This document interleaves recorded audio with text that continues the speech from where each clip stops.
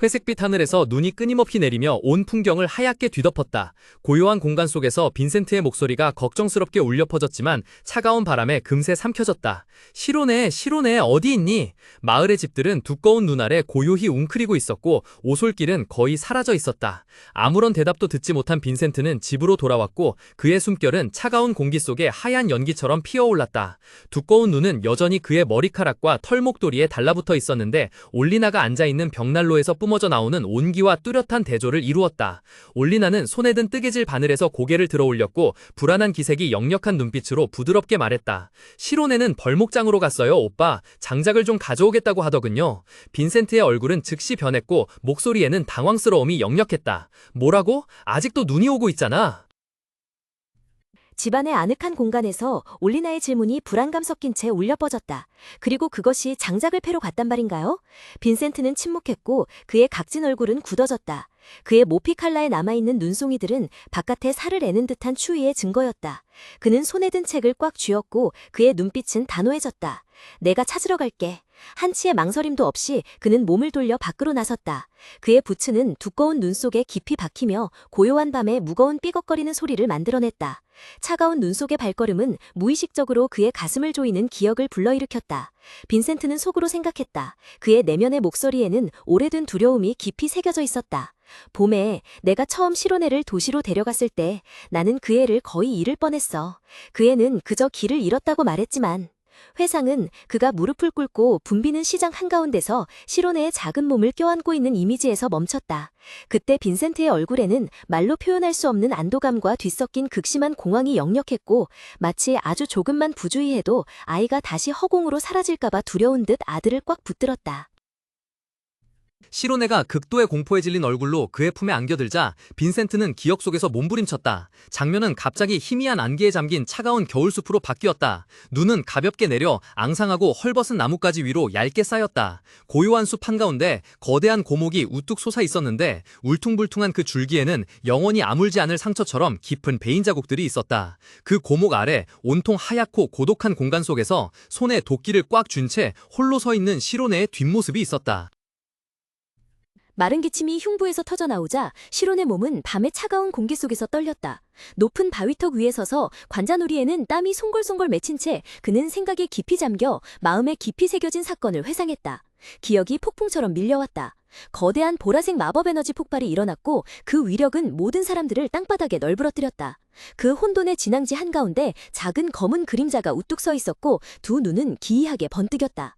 시론은 골똘히 생각했다. 그날 발동된 마법은 그 이후로 다시 사용할 수 없었다. 무의식 중에 성공적으로 시전했던 마법이었다. 해각이 중간 부분을 건너뛰었기 때문에 무슨 일이 일어났는지 전혀 알 수 없었다. 왜냐하면 마법에 대한 지식이 전혀 없었기 때문이었다. 이마에 송골송골 땀방울이 맺힌 채 시로네는 고개를 숙이고 두 눈을 질끈 감은 채 오직 하나의 목표에 온 정신을 집중했다. 시로네의 눈이 갑자기 크게 뜨였다. 이제 더 이상 평범한 파란색이 아니라 경이로움과 믿을 수 없다는 듯 신비로운 푸른색으로 빛나고 있었다. 그는 뺨을 타고 땀방울이 흘러내리는 동안 헐떡이며 숨을 쉬려 했었다. 하지만 내가 정령 영역에 들어갈 수 있었어. 그는 감격과 탈진으로 목소리가 떨리는 채 속삭였다. 즉시 그를 둘러싼 세상이 변모했다. 시로네는 자신이 비현실적인 숲 한가운데 서 있는 것을 발견했다. 푸른 빛을 발하는 에너지선으로 이루어진 앙상한 나무들이 환상적인 하늘 높이 솟아 있었다. 이 기묘한 공간의 한가운데 순수한 에너지로 이루어진 거대한 나무가 찬란하게 빛나고 있었다. 그때 시로네의 마음에 불현듯 어떤 깨달음이 번뜩였다. 내가 영원의 영역에 있다면 모든 것을 느낄 수 있을 거야. 그는 놀라움에 찬 목소리로 깨달았다. 촉감, 형태, 향기, 나는 이 나무의 모든 세부사항을 한순간에 온전히 느낄 수 있어. 그러나 그때 에너지의 흐름 속에서 또 다른 형상이 갑자기 나타났다. 순수한 빛으로 이루어진 사람의 모습이었다. 시로네는 망연자실하며 그의 머릿속에서 한 질문이 울려 퍼졌다. 이건 뭐지? 그는 손을 더 세게 움켜쥐었고 손가락들은 나무의 결을 꽉 쥐었다. 설명할 수 없지만 나는 그것을 느껴. 시로네는 온 힘을 쏟아 몸을 돌려 기세를 모았고 찬란한 푸른 에너지 흐름이 몸을 감싸 거대한 도끼날에 집중되었다. 그는 억눌린 포효와 함께 도끼를 강하게 내리쳤고 정면의 목표물을 정합치 겨냥했다. 하늘과 땅을 뒤흔드는 쾅 소리가 울려 퍼졌다. 도끼날은 맹렬히 부딪혔고 엄청난 에너지 충격파를 방출했다. 단 한 번의 강력한 일격으로 시로온은 눈앞에 거대한 나무 밑동을 반으로 쪼갰다. 얼음 조각과 나무 부스러기가 공중에 흩날리며 갈라진 틈에서 뿜어져 나오는 환상적인 푸른빛 에너지를 반사했다. 그는 손에 도끼자루를 꽉 쥔 채 그곳에 서 있었고 살을 애는 듯한 추위 속에서 그의 숨결은 옅은 연기로 피어올랐다. 단 한 번의 일격으로 나무를 쓰러뜨렸다 해도 시로네는 속으로 생각했지만 그의 주인은 방금 이룬 물리적인 성과에 머물지 않았다. 시로네의 푸른 눈은 놀라움으로 가득 차 크게 띄었다. 걱정스러운 땀방울 하나가 관자놀이를 타고 흘러내렸지만 그의 입가에는 열정과 흥분으로 가득 찬 미소가 번졌다. 단 하나의 단어가 울려 퍼지며 지금 이 순간 그의 마음을 온전히 사로잡았다. 마법. 눈 덮인 숲속 나무 뒤에 숨은 빈센트는 방금 벌어진 광경에 놀라 얼어붙었고 눈을 크게 떴다. 내가 뭘 본 거지? 저건 뇌격이야. 한편 멀리서 시로네는 방금 베어진 나무 옆에 조용히 서 있었다. 소녀는 몸을 숙여 깔끔하게 잘린 단면을 유심히 바라보았고 얼굴은 평온함과 집중력으로 가득했으며 아버지의 놀란 존재를 전혀 알아채지 못한 듯했다. 관자놀이에 땀이 송골송골 맺히고 시로네는 헐떡이며 푸른 눈으로 눈앞의 결과물에 시선을 고정했다. 수백 번의 실패 끝에 마침내 해냈다. 매끄러운 표면에 새겨진 자국은 그날의 마법처럼 신비롭게 빛났다. 멀리서 빈센트는 이 모든 것을 말없이 지켜보았다. 노련한 사냥꾼의 눈에 문득 눈물이 고였다. 극도의 놀라움과 함께 자부심이 그의 마음속에 솟아올랐다. 빈센트의 굳은 살 박힌 손은 꽉 쥐어졌다가 이내 두꺼운 짙은 붉은색 책 표지를 단호하게 내리눌렀다. 그는 자신에게 중얼거렸다. 운으로 얻는 성공은 필요 없어. 내게 필요한 건 견고한 지식의 기반이야. 겹겹이 이어진 산맥은 차가운 눈으로 하얗게 뒤덮여 있었다. 그 광활한 풍경 속에서 시로네의 마음속에는 조용하지만 끈질긴 약속 하나가 메아리쳤다. 그는 스스로에게 되뇌었다. 내일도 그리고 모레도 나는 이 일을 멈추지 않고 반복할 것이다. 언젠가 찾아올 단 한 번의 기회를 위해서 말이다. 3년이 흘렀다. 따스한 노을빛으로 물든 하늘 아래 붉게 바랜 단풍잎들이 싸늘한 가을바람에 살랑였다. 시로네는 커다란 나무뿌리 위에 조용히 앉아 있었다. 그의 등은 굳건했지만 동시에 사색적이고 고독한 분위기를 풍겼다. 그는 오랫동안 그곳에 앉아 자신만의 깊은 생각에 잠겨 있었던 듯했다. 갑자기 그는 벌떡 일어섰다. 날카로운 도끼날을 손에 든 채였다. 그의 마음속에 한 줄기 생각이 또렷하게 떠올랐다. 핵심 원칙이 너는 그것을 육안으로 볼 수 없어. 오직 감각으로만. 생각이 끝나자마자 시로네의 온몸이 답작이 긴장했다. 그의 푸른 눈이 크게 뜨였고 무서울 정도로 고도의 집중력이 빛났다. 날카로운 쾅 소리가 울려 퍼졌다. 눈부신 푸른 에너지 흐름이 격렬한 빗줄기를 뿜어내며 모이기 시작했다. 즉시 엄청난 에너지 흐름이 해방되어 섬뜩한 힘으로 나무 줄기를 따라 뻗어나갔다. 그는 약간 놀란 목소리로 나지막이 혼잣말했다. 명상만 하다 집에 갈 뻔했네. 벌써 5시간이나 지났나? 그 허상의 영적인 영역에서 시로네의 몸은 깃털처럼 가벼워져 끝없는 마력의 흐름 속을 떠다니며 그가 막 손에 넣은 힘에 완전히 몰입했다. 시로네를 둘러싼 세계가 해체되어 찬란한 푸른색 에너지의 바다로 변했다. 그는 자신의 의식이 퍼져나가 만물과 연결되는 것을 느꼈다. 시로네는 생각했다. 이 느낌은 정말 경이로워서 마치 자연과 완전히 하나가 된 것 같았다. 수풀의 바스락거리는 소리, 축축한 땅속 지렁이들의 꿈틀거림, 그리고 부지런히 한 방울 한 방울의 수분을 빨아들이는 나무 뿌리의 소리까지. 모든 것이 삶의 교향곡처럼 그의 마음속에 선명하게 울려 퍼졌다. 이 몰입감은 너무나 강렬해서 시로네는 5시간이 지나도 온전히 즐길 수 없을 것 같았다. 그의 맞은편에선 알페아스 밀치교장의 모습은 조용히 관찰하고 있었고 그의 연륜 있는 얼굴에는 근엄함과 깊은 사색이 뚜렷하게 드러났다. 정적 속에서 시로네의 목소리가 침묵을 깨고 울려 퍼졌다. 만약 그것이 가능하다면. 그는 혼잣말을 중얼거렸다. 또 다른 세상이 열릴 거야. 또 다른 세상이. 정말 적절한 표현이군. 생각에 잠겼던 시로는 자리에서 일어났다. 등에 무거운 나무지게를 메고 발걸음을 재촉하기 시작했다. 자, 이제 집에 가자. 그의 발걸음은 여전히 꾸준히 앞으로 나아갔고 건빵을 꾸준히 씹는 소리와 함께 광활한 저녁 노을 속에 울려 퍼졌다. 갑자기 앞길이 거대한 백마 2필에 의해 막혔는데 그 백마들은 고개를 숙여 땅에 남은 어린 풀들을 뜯고 있었다. 시로네는 놀라서 발걸음을 멈추고 속으로 생각했다. 백마라고? 집 근처에 도착했을 때 번쩍이는 금도금 장식이 달린 짙은 파란색의 호화로운 마차가 단정하게 세워져 있는 광경에 그는 놀라움을 금치 못했다.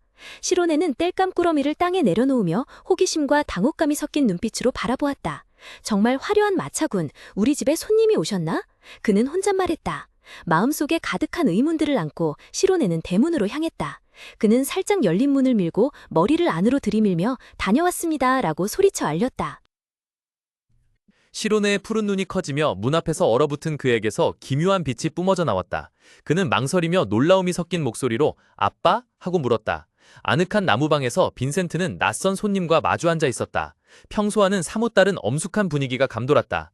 아들이 돌아온 것을 보자 빈센트가 고개를 들었고 낮고 온화한 목소리가 울려 퍼졌다. 돌아왔구나 시로네. 이리 와서 어른께 인사드리렴. 이분은 오겐트 가문의 부집사님이시다. 깔끔하게 빗어넘긴 은발에 황금빛 외알 안경을 쓴 노신사가 시로네를 돌아보았다. 그의 얼굴에는 엄숙함이 맴돌았지만 정중하게 입을 열었다. 만나 뵙게 되어 매우 기쁘구나. 나를 태무란이라고 부르렴.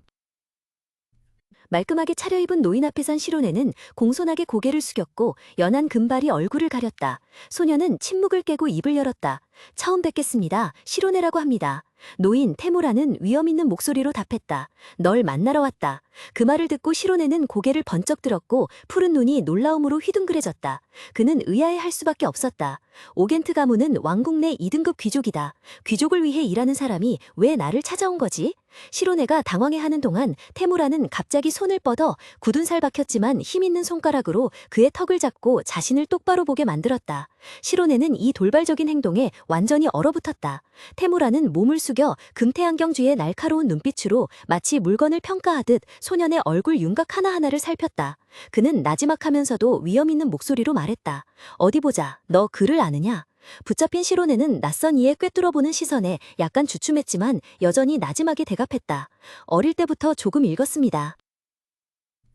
테무란의 단단한 손이 갑자기 시로네의 작은 어깨를 꽉 쥐자 시로네는 극심한 놀라움에 몸을 움찔거렸다. 시로네, 부집사의 낮고 엄숙한 목소리가 울려 퍼졌다. 네가 뭘 하고 있는지 설명해 줄 수 있겠나? 금태 안경 뒤에 테무란의 날카로운 눈빛이 소년을 꿰뚫어보듯 직설적으로 응시했다. 그는 오랫동안 시로네를 지켜봐온 듯했다. 네가 평판이 좋다고 들었다. 테무란이 칭찬하듯 동시에 신문하듯 말하며 이어갔다. 나무꾼의 아들이지만 글을 아는구나. 너는 또한 착한 아이로구나. 모든 것이 너무 빨리 일어나 시로네는 완전히 혼란스러웠다. 그는 더듬거리며 말을 끊으려 했었다. 잠깐만요. 하지만 테무라는 시로네의 당황을 무시하고 그의 눈빛은 더욱 깊어져 곧바로 본론으로 들어갔다. 너 오겐트 가문을 위해 일할 생각인가? 시로는 깜짝 놀라 뭐라고요? 하고 외쳤다. 그의 푸른 눈은 커다랗게 뜨여 방금 들은 것을 믿을 수 없었다. 그의 맞은편에서 테무라는 여전히 엄숙한 표정을 짓고 있었고 금태 안경 너머의 눈은 먼 곳을 응시했다. 그는 천천히 설명했다. 우리는 오겐트 가문의 대도서관에서 책들을 옮길 겁니다. 총 10,000권 가까이 되는데 그중 중요한 책들은 신중하게 수집되어야 합니다. 이 작업은 2년 동안 지속될 겁니다. 운송은 다른 사람이 맡겠지만 분류 작업은 우리 둘만이 해야 합니다. 이 말을 듣자 시론의 처음의 놀라움은 즉시 사라졌다. 그의 얼굴은 환하게 빛났고 가슴에서 흥분으로 가득 찬 외침이 터져나왔다. 도서관! 걱정과 희망이 뒤섞인 푸른 눈빛을 빌내며 슈로네는 집사를 올려다보았다. 그의 목소리는 약간 떨렸지만 단호했다. 만약 그곳이 오겐트 가문의 서재라면 마법사들에게 중요한 지식들로 가득 차 있을 겁니다. 테뮤라는 변함없는 엄숙한 표정으로 낮고 단호한 목소리로 대답했다. 그의 금태 외눈 안경이 등불 아래에서 살짝 번쩍였다. 그러나 이것에 대해 아는 유일한 사람들은 자네 가족뿐이다. 만약 그 책들 중 단 한 권이라도 유출되거나 심지어 이 사실이 외부에 알려지기만 해도 자네와 자네 가족의 목숨은 빼앗기게 될 것이다. 그의 잔혹한 위협은 이미 긴장된 분위기에 망치질을 한 것 같았다. 그 말을 듣자 빈센트의 얼굴은 창백해졌고 이마에는 식은땀이 송골송골 맺혔다. 그의 손은 나무 탁자 위에 주먹을 꽉 쥐었다. 옆에 앉아있던 슈로네의 어머니 역시 얼굴에 극도의 공포와 걱정을 숨기지 못했다. 두 부자의 망설임을 눈치챈 테무란이 입을 열었다. 그의 날카로운 시선은 그들의 속마음을 꿰뚫었다. 아, 그래서 두 분이 그렇게 불안해 보였군요. 테무란이 흡족한 미소를 지으며 입을 열었다. 그는 넥타이를 고쳐매며 거만한 태도를 보였다. 당신들의 목숨이 위협받고 있으니 우리는 당신들에게 아주 많은 돈을 지불할 것입니다. 사냥만으로는 결코 벌 수 없는 액수일 테죠. 보아하니 아들을 보살피는 것도 꽤 가치 있는 일이었나 봅니다. 모멸적인 의미가 담긴 그 말은 마치 화약동에 불을 지르는 불씨와 같았다. 사냥꾼 아버지 빈센트가 분노로 얼굴이 붉어진 채 갑자기 앞으로 뛰쳐나갔다. 그는 분노에 찬 목소리로 포효했다. 나는 돈 때문에 당신들 요구를 듣는 게 아니야. 나는 단지 우리 시로네를 원할 뿐이야. 그의 두 손이 탁자에 힘껏 짚였다. 아버지의 모든 희망을 담은 낮고 단호한 목소리가 울려 퍼졌다. 그 아이가 꿈을 이룰 수 있도록 태무란의 경멸적인 웃음소리가 엄숙함을 깨트렸다. 그는 내려다보며 금태 안경 뒤의 눈으로 비웃듯 말했다. 하하, 뭘 그렇게 깊이 생각하는 거지? 뭐라고? 얘가 성공할 거라고? 꿈깨! 돈 때문이 아니라면 왜 나보고 네 아들을 쓰라고 하는 건데? 더 이상 참을 수 없었던 빈센트가 주먹으로 탁자를 내리쳤다. 몸을 앞으로 기울이며 그는 포효했다. 얼굴에는 분노와 진실된 절망이 역력했다. 당신이 그 아이가 책을 읽을 수 있다고 말했으니까. 태무라는 목소리가 울려 퍼졌다. 차분했지만 날카로움이 숨어 있었다. 물론 그렇게 말씀하셨던 것을 기억합니다. 하지만 그 아이가 책을 읽을 수 있다고 해도 제가 그 아이를 완전히 감독할 수는 없습니다. 그 아이의 꿈을 이루도록 돕고 싶다고 말씀하셨죠. 설마 아드님에게 이런 식으로 거짓말을 하신 겁니까? 그 신랄한 비난은 빈센트의 심장을 꿰뚫는 칼날 같았다. 풍파를 겪은 사냥꾼의 얼굴은 갑자기 얼어붙었고 주름진 이마에는 식은땀이 흘러내렸다. 어둠이 그를 집어삼키는 듯했고 어린 시절의 추억에 떠올랐다. 시로? 책을 읽고 있다고? 은은한 불빛 아래 시로는 책장을 열심히 넘기고 있었다. 빈센트는 조용히 아들을 바라보며 복잡한 생각에 잠겼다. 처음엔 올리나가 시론에게 재미삼아 몇 글자 가르쳐 주었을 뿐인데 6살이 되자 스스로 책을 찾아 공부하기 시작했다니 밝고 귀여워 보이지만 무엇보다 똑똑하다. 빈센트의 생각은 갑자기 다른 방향으로 흘렀고 더욱 무겁고 어두워졌다. 섬뜩한 생각이 그의 마음을 파고들었고 그는 몸서리쳤다. 혹시 저 아이에게 귀족의 피가 흐르는 건 아닐까? 만약 우리 대신 귀족들이 저 아이를 키웠다면 학교에도 갈 수 있었을 텐데. 빈센트는 고뇌 속에서 떨리는 손가락으로 관자놀이를 꽉 누르며 얼굴을 가렸다. 그는 이를 악물고 마음을 괴롭히는 죄책감에 찬 생각들을 떨쳐내려 애썼다. 안 돼. 내가 무슨 끔찍한 생각을 하는 거지? 시로는 내 아들이잖아. 그는 모순된 속삭임으로 중얼거렸다. 사냥꾼의 아들이라면 당연히 산에서 일하는 법을 배워야지. 기억이 밀려와 그를 황금빛 노을에 잠긴 숲으로 데려갔다. 화려한 가을 단풍 사이로 어린 시로는 거대한 쓰러진 나무 위에서 큰 톱을 두 손으로 꽉 붙잡고 앞뒤로 당기며 온 힘을 다하고 있었다. 웅장한 자연 풍경 속에서 소녀는 정말 외롭고 나약해 보였고 톱질 한 번 한 번이 무척 힘겨웠다. 하지만 시론이 산에서 일을 시작하자마자 그는 금방 지쳐버렸다. 황금빛 머리카락은 땀으로 끈적거려 이마와 뺨에 달라붙었다. 빈센트는 머리를 감싸주었다. 붉고 혼란스러운 공간 속 그의 눈은 경악에 파게 뛰어 있었다. 마치 심장이 비명 지르는 듯. 정말 무서웠어. 그는 속으로 생각했다. 목소리는 생각 속에 잠겼다. 아, 결국 난 그 아이를 그저 나무꾼의 아들로 키워낸 것뿐이었어. 테무라를 처음 만났을 때의 기억 속에서 빈센트는 무릎을 꿇었다. 각하께서는 그를 아는 평민이 필요하신가요? 그는 온 마음을 다해 간청했다. 희망과 간절함이 가득한 목소리로 울려 퍼졌다. 부디 제 아들을 써주십시오. 그 아이는 어릴 때부터 책을 읽었고 아주 똑똑합니다. 빈센트의 목소리는 흐느낌에 잠겼고 뜨거운 눈물이 사냥꾼의 고통스러운 얼굴 위로 주르륵 흘러내렸다. 그는 거의 쓰러질 지경이었고 절박한 애원이 터져나오기 전에 말이 목구멍에 걸렸다. 하지만 제발 당신은 아이에게 책 몇 권을 읽게 해주세요. 돈은 필요 없소. 이런 일이 벌어질 줄 알았다면 그렇게 빌지도 않았을 거요. 그의 말은 후회와 분노로 가득 차 울려 펴졌고 아들에게 가장 올바른 결정이라고 생각했던 자신의 선택을 비난하는 듯했다. 테무라는 말없이 들을 뿐 한쪽 렌즈 안경 뒤의 날카로운 눈빛은 아무런 감정도 드러내지 않았다. 작은 집안의 공기는 짙고 무거워져 숨쉬기조차 힘들 정도였다. 빈센트는 온 힘을 다해 고통과 분노로 갈라진 목소리로 소리쳤다. 당장 내 집에서 나가!